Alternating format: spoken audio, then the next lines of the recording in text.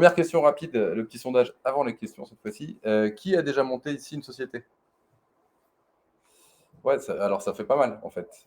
Donc encore une fois, on est une cinquantaine, il doit y avoir une douzaine de personnes à peu près. Donc c'est même plus que ce que je pensais. Et qui réfléchit à le faire? Ok. Ouais, alors il y a des gens qui ont déjà des sociétés qui réfléchissent à le faire encore, donc bon, ok. Il y a des choses à réfléchir là-dessus. Donc je me présente rapidement parce que je ne l'avais pas fait tout à l'heure. Je m'appelle Greg, j'étais développeur iOS pendant 10 ans dans des startups à Paris et à New York. Et il y a 4 ans, j'ai monté une première boîte qui s'appelle Mobile Jobs, dans laquelle on fait du recrutement de développeurs iOS historiquement. Et puis maintenant, on a ouvert un peu au spectre mobile au sens large. Je travaille avec Julien Allaire qui m'a rejoint ici à l'été 2020. Et il y a Chris Choly, que vous connaissez peut-être, qui nous a rejoint aussi fin 2022. Fin 2020, j'ai monté une autre boîte qui s'appelle Mobile Workshops, dans laquelle on organise des formations pour les développeurs iOS principalement, avec des formateurs de renom que vous connaissez potentiellement, du John Sundell, Denis Walls, un certain Vincent Pradey qui devait être avec nous ce soir, mais qui avait un dîner, donc il nous a dit ok, bon, ça sera pour la prochaine. Et puis voilà. Et plus récemment, on a monté avec Simonet et Julien Pierret, cette fois-ci c'est un autre Julien, une boîte qui s'appelle Tech Connection, dans laquelle on organise des événements pour les développeurs mobiles, histoire de garder la thématique. Donc des meet-ups comme ce soir, et puis des conférences. Donc on lance la première conférence React Native en France qui sera au mois de juin, la première conférence Flutter qui sera au mois de juin aussi, et histoire de glisser une petite annonce qui vous intéresse un petit peu plus, on s'occupe aussi historiquement de la conférence FrenchKit, qui reviendra donc en 2023 sous un nouveau nom qui est Swift Connection, parce que c'est un peu notre branding maintenant, et qui aura lieu à Paris les 21 et 22 septembre. Donc comme ça, au passage, je glisse un petit peu l'info. Donc du coup, c'est un peu fort de ces expériences sur lesquelles moi je bosse depuis 4 ans, que je vais vous faire un peu les retours sur pourquoi et comment ça peut aider ou pas d'avoir été développeur quand on veut monter une boîte. Alors, la première question à se poser quand on veut monter une boîte, c'est quel type de boîte? On est en France, on aime bien l'administratif. Il y a beaucoup, en vrai, de typologies de sociétés qu'on peut créer. Je vais essayer de focus juste sur 3 qui sont un peu les principales. Il y a l'auto-entreprise, qui est vraiment la forme la plus simple, extrêmement légère, qui a été mise en place assez récemment dans l'absolu. En gros, c'est un formulaire en ligne à remplir et en quelques jours, on reçoit son SIREN. Le SIREN, c'est le numéro d'immatriculation de la société qui vous permet de commencer à travailler.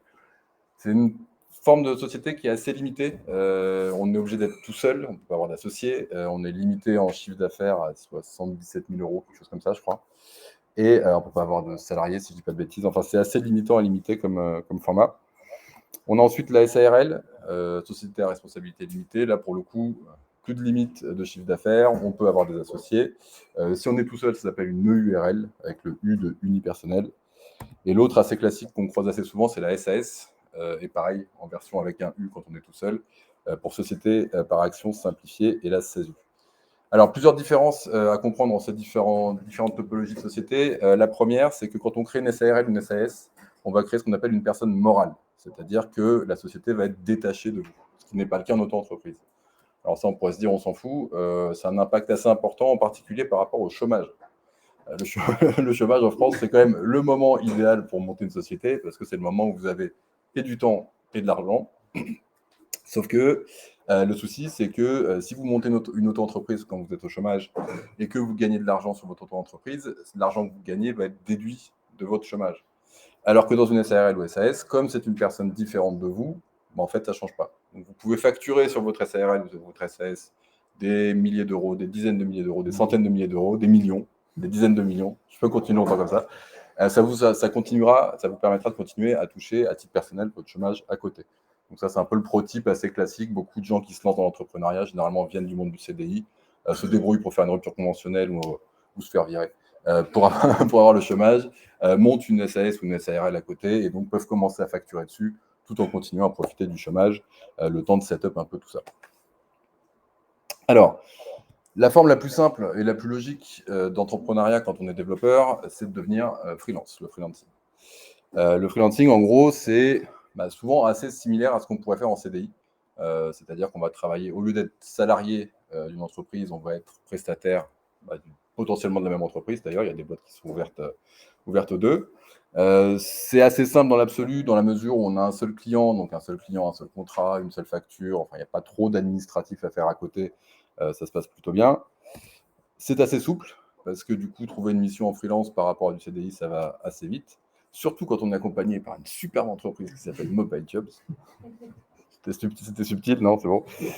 Et il y a un autre point qui est assez important, c'est que c'est souvent un peu plus intéressant en termes de rémunération que le poste équivalent en CDI. Alors, warning là-dessus, parce que j'entends beaucoup de bêtises à ce sujet-là. Un freelance, il va facturer ce qu'on appelle un TJM, c'est-à-dire qu'il va avoir un taux journalier moyen, c'est-à-dire un prix par jour où il travaille. Donc, à la fin du mois, s'il a bossé 20 jours, il facture 20 jours. Voilà. Dans le dev iOS, les TJM, ils tournent à la grosse touche entre 400 et 600 balles jour, à peu près. Et donc, souvent, j'ai rencontré des développeurs qui étaient en CDI, qui réfléchissaient à passer en freelance et qui faisaient le calcul suivant. Je vais vous expliquer pourquoi il est erroné. Qui disait, en gros, on travaille en moyenne 220 jours par an, si on enlève les week-ends, les jours fériés, les vacances. Donc, si je facture, mettons, 500 euros jour de TJM, je fais mon petit calcul, ça fait 110 000 euros à l'année. Ah, généralement, là, on commence à avoir des petits sourcils qui se relèvent et des interrogations qui se soulèvent parce que ce même développeur était, mettons, à 60 000 euros de salaire brut annuel. Et généralement, le calcul qui est fait, qui est waouh, mais incroyable, c'est 2 fois plus. Alors, il ne faut surtout pas comparer un salaire brut annuel quand on est salarié avec le chiffre d'affaires d'un freelance. Ce n'est pas du tout la même chose. Parce que le chiffre d'affaires du freelance, c'est ce qui rentre dans sa société, ce n'est pas ce qui rentre dans sa poche. Donc, pour faire passer l'argent de la société à sa poche, il se rémunère pour ça. Et il faut savoir que sur une SARL, par exemple, c'est taxé à 45%. Donc déjà, sur les 110 000, vous en enlevez quand même un morceau pas négligeable. Malgré tout, généralement, à niveau technique équivalent, c'est quand même un peu plus intéressant en termes de rémunération côté freelance que côté CDI. Mais c'est aussi parce que y a un peu plus de risque aussi. C'est-à-dire que j'évoquais la souplesse qui vous permet assez facilement de trouver une mission et de démarrer. Ça veut aussi dire que ça permet très facilement à votre client de vous foutre dehors quand il veut plus vous voir. Donc il y a ça aussi à prendre en considération. Je ferme la parenthèse sur le freelancing en soi pour le reste de la présentation pour essayer de focus un peu plus sur l'entrepreneuriat au sens plus large. C'est-à-dire quand vous allez vouloir vraiment créer un projet dans son ensemble, vraiment créer tout ce qui va avoir attrait avec l'idée que vous avez et que vous voulez développer. Nous, en ce qui nous concerne, en tant que développeur mobile, une des vocations assez logiques, c'est de se dire, je vais créer ma propre application mobile que je vais commercialiser. Et alors, du coup, il faut savoir que il ne s'agit pas que de faire ce qu'on a l'habitude de faire, c'est-à-dire des lignes de code pour écrire une application. Quand on commence à s'occuper de l'intégralité du scope de la commercialisation de l'application mobile, ça va prendre aussi en considération des problématiques de produits, de design, de vente, etc., etc. Donc, il y a quand même d'autres choses à prendre en considération. Il y a des enjeux sur des questions légales ou comptables qui sont quand même plus fortes que dans le cas du freelancing. Comme je disais, on a généralement un seul client, donc c'est assez simple. Là, quand on va vouloir lancer son propre produit ou son propre service, généralement, le but, c'est de le vendre au plus de monde possible, le plus de clients possible. Donc, qui dit plus de clients, on dit plus de contrats, plus de paperasse, plus d'admin, etc. Donc, c'est des sujets auxquels il faut faire un petit peu attention. Ensuite, le freelancing, je ne l'ai pas précisé, mais c'est quelque chose qui se fait en solo. On est freelance généralement tout seul. Là où l'entrepreneuriat, on essaie généralement plutôt de monter une équipe. Justement, pour l'exemple de l'application mobile, si vous trouvez un cofondateur ou un associé qui peut être très bon en design, par exemple, si vous êtes très bon en code, généralement, c'est une bonne association. Ou quelqu'un qui a plutôt un profil business quand vous êtes plutôt tech, c'est aussi une bonne manière de mélanger les choses. Alors, maintenant, passons un petit peu aux éléments, moi, que j'ai constatés depuis tout ce temps et qui m'ont un peu gêné quand j'ai démarré, et encore aujourd'hui, à vrai dire, sur certains points. Le fait d'avoir été développeur, ça donne certains trucs qui sont pas forcément très cool quand on se monte là-dedans. Et le premier point, c'est évidemment le business, parce que la vocation et le but d'une société, c'est quand même de faire de l'argent. C'est une société d'organisme à but lucratif. Et généralement, on n'a pas ça dans nos bagages de développeurs. Alors, il y a quelques formations de développeurs où il y a quelques petits cours à droite, à gauche, qui donnent un peu une intro à quelques notions basiques, on va dire. Mais globalement, on est généralement un peu à poil sur ce sujet-là. Il y a un autre point sur lequel on est des fois un peu limité, c'est le côté humain. Alors ça, pour le coup, d'accord ou pas d'accord, hein, mais consciemment ou inconsciemment, quand on a décidé de devenir développeur, c'est qu'on a décidé de préférer parler à des machines qu'à des humains. Voilà, donc ça, il y a déjà un point là-dessus. Et puis, il y a un autre point qui est plus spécifique pour le coup à l'écosystème mobile, c'est que les équipes mobiles dans lesquelles on bosse, c'est des équipes qui sont assez petites. Et c'est particulièrement marqué en iOS. Il faut savoir que la taille moyenne des équipes de développeurs iOS en France, c'est entre 2 et 3 personnes. Donc forcément, de base, le nombre d'interlocuteurs est quand même assez limité. Généralement, on va peut-être parler un petit peu à d'autres équipes, la team Android, éventuellement le back-end, éventuellement le produit, mais pas tant de monde que ça. Quand vous passez du côté entrepreneur, là, vous allez devoir parler à tout le monde.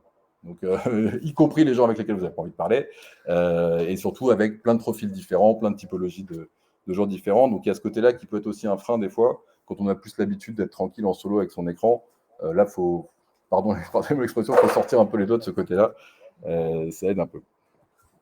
On peut aussi manquer un peu de vision périphérique, c'est-à-dire qu'on est tellement deep dans la tech et focus sur, en ce qui nous concerne, une appli iOS et donc tous les sujets, les problématiques qui vont avoir lieu avec cette appli-là, que souvent, on ne sait pas trop ce qui se passe un peu autour. Donc il y a un peu peut-être éventuellement ce que j'évoquais juste précédemment, les problématiques côté Android, back-end ou produit, on va peut-être un peu s'intéresser, mais des sujets comme le market, RH, les ventes et des trucs comme ça, généralement, alors un, on n'en sait rien, puis deux, on s'en fout un peu, quoi. Donc là, malheureusement, quand on se met à son compte, il faut aussi s'ouvrir un petit peu à ces domaines-là, généralement qu'on ne connaît pas très bien. Alors, il y a un autre point que j'ai appelé Pixel Perfect. Ça, c'est un peu le biais classique du développeur, où on a tout le temps envie de faire les choses trop bien. Genre avec une architecture incroyable, avec une CI aux petits oignons, du code super bien écrit, etc. etc. Ça, dans l'entrepreneuriat, ça ne marche pas. Ça ne marche pas. Le mieux, l'ennemi du bien. Passer du temps à essayer vraiment de pinailler sur des détails, c'est des trucs qui ne feront pas avancer votre business, sur lesquels vous allez perdre énormément de temps. Et donc, des fois, il faut réussir à ravaler un petit peu cette envie et ce biais un peu fort des développeurs qu'on a de vouloir faire un truc qui est toujours au poil. Et puis, le dernier point que je mentionnerai, c'est le côté un peu monothread. C'est-à-dire qu'on a l'habitude en tant que développeur de bosser sur un sujet et un sujet à la fois. Alors, je grossis un peu le trait, mais généralement, on est en mode feature 1, feature infini, feature 2 fini, bug fix 1, et ainsi de suite. Là, en tant qu'entrepreneur, vous allez devoir bosser sur beaucoup de sujets en parallèle. Alors, à l'opposé, heureusement, ça propose aussi quand même quelques avantages, le fait d'avoir un parcours de développeur quand on se lance dans l'entrepreneuriat. Le premier, je dirais, c'est sur le tooling. C'est-à-dire qu'aujourd'hui, quand on monte une boîte, on a besoin d'énormément d'outils. Alors, des petits outils un peu à la con, ça pourrait démarrer vraiment avec un nom de domaine, un site web, une adresse mail. C'est quand même un peu le b.a.-ba et le minimum dont on a besoin quand on démarre un projet. Et puis après, en vrai, il y a besoin de plein de petits autres outils pour la facturation, de la compta, de la data, plein de petites choses. Et ça, pour le coup, nous, on est quand même plutôt à l'aise avec ça. C'est-à-dire qu'on comprend assez vite comment fonctionnent les outils. On comprend assez vite comment les mettre en place, les configurer, les brancher les uns avec les autres si besoin. Enfin, tout ça, c'est quand même assez limpide. Vous prenez quelqu'un qui sort d'école de commerce, vous lui demandez d'aller changer les paramètres DNS de son nom de domaine pour brancher sa boîte mail. À mon avis, il y a une syncope qui n'est pas loin. Donc ça aide pas mal, c'est quand même plutôt cool.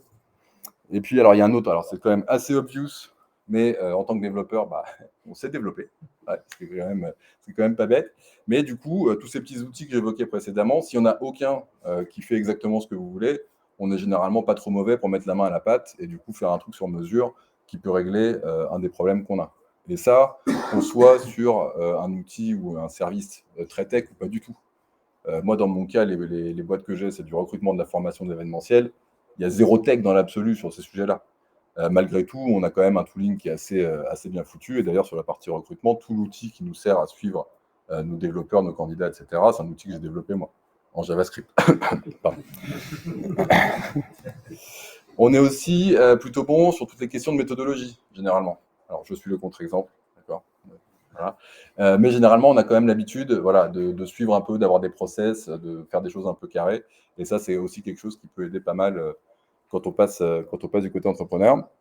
Et puis, il y a ce côté légal comptable que j'évoquais tout à l'heure, qui peut être vraiment un gros sujet. Alors, c'est de l'administratif, c'est chiant, c'est vrai. Mais en fait, si on regarde d'un peu plus près, côté légal, en vrai, c'est de la business logic, en fait. C'est vraiment de la logique métier qui dit ce qu'on peut faire ou pas faire. Donc, en fait, c'est un peu un mindset qu'on a déjà dans le développement. Donc, on peut réussir à trouver ça, même si c'est très rébarbatif malgré tout. Et la compta, c'est des chiffres. Donc, pareil, si on arrive à passer un peu au-delà du côté un peu administratif, rébarbatif, on arrive généralement à s'en sortir pas trop mal. Voilà, alors en conclusion, je voudrais finir sur 2 mots. Le premier, ce serait comment définir un peu, pour moi aujourd'hui, la plus grosse différence entre développeur et entrepreneur, en tout cas en ce qui me concerne. Et je le résumerai sur un terme qui serait l'asynchrone. C'est-à-dire que, comme je l'évoquais tout à l'heure en disant un peu le côté monothread, on a l'habitude, quand on est développeur, de bosser vraiment sur une tâche à la fois. Et on a surtout une feedback loop qui est hyper rapide. C'est-à-dire que, encore une fois, je schématise un peu, on tape du code, on exécute, on voit le résultat. C'est instantané, c'est de l'ordre de la seconde. Quand on monte une boîte, on va être obligé de lancer en parallèle plein de tentatives, plein de sujets, tester le marché, trouver des clients, les contacter, etc. Et chacun de ces sujets peut prendre, non pas quelques secondes, mais quelques heures ou quelques jours ou quelques semaines ou quelques mois à revenir, voire ne pas revenir du tout. Et donc, en fait, il faut vraiment switcher complètement de mindset et passer d'un côté où on était vraiment sur un truc alors où on est un peu linéaire comme ça et tout répond très vite, un truc où il faut lancer au contraire en largeur, plein de sujets et être prêt à répondre quand les trucs reviennent. Et le dernier mot que je voulais mentionner, c'est, j'avais entendu ça dans un podcast il n'y a pas longtemps, quelqu'un qui demandait la définition de l'entrepreneuriat en un mot. Alors on entend beaucoup à ce sujet-là la résilience. Alors je suis d'accord en soi, mais le terme résilience, on l'entend à toutes les sauces en ce moment, donc j'en ai un peu marre. Je le résumerai tout simplement au terme patience. Parce que quand vous allez commencer à monter votre projet, bah forcément, vous allez être hyper focus sur votre projet et vous allez penser qu'à ça. Et vous allez vouloir que ça avance très vite et ça avance jamais très vite. Donc du coup, il faut vraiment prendre sur soi pour que ça prenne le temps que ça prendra, mais que ça avance quand même. Merci.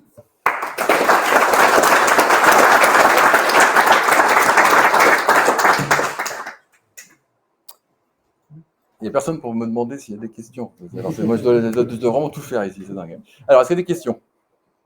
Yes.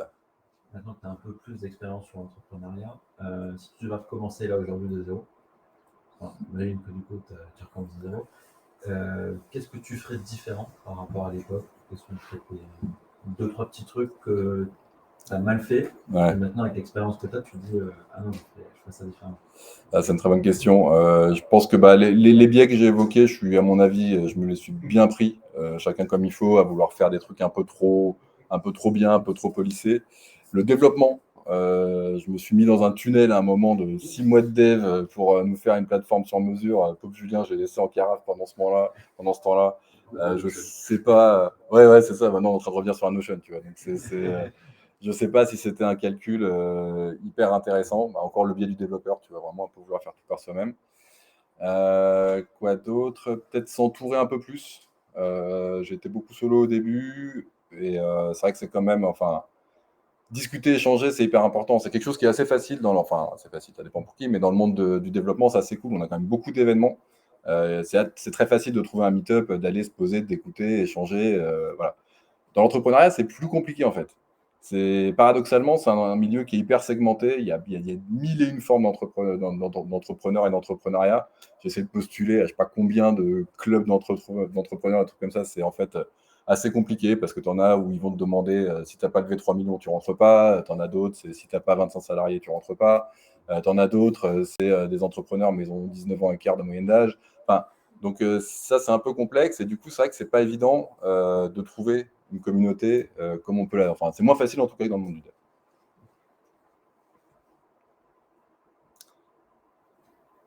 Yes. J'avais une question sur le financement. Ouais. Est-ce qu'il faut être bien équipé en capital avant de se lancer à créer sa propre boîte?